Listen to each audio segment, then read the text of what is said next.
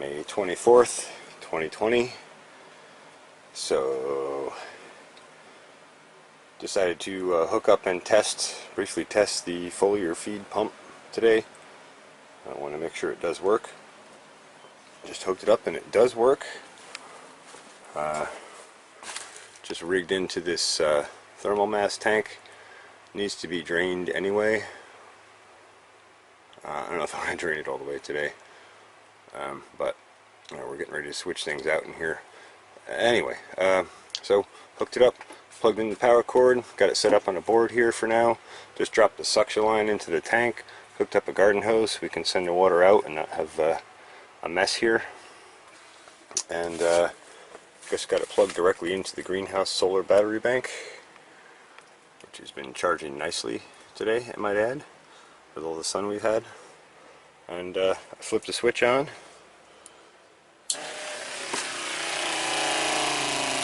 And away she goes. We'll go out and hit the nozzle quick. So here we are.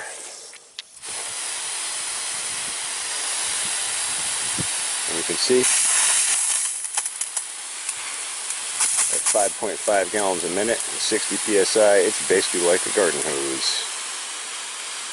So you can see why this makes foliar feeding so much easier, because I can just soak a whole strip in no time.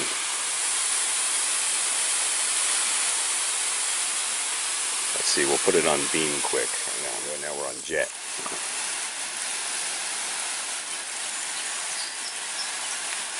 And the pump puts out so much volume you can actually hear it kicking on and off as it charges the hose up and pressurizes, and then have to kick off for the pressure switch.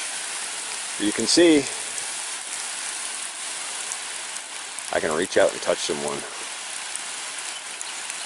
Alright, that's it. Test complete. Pump verified.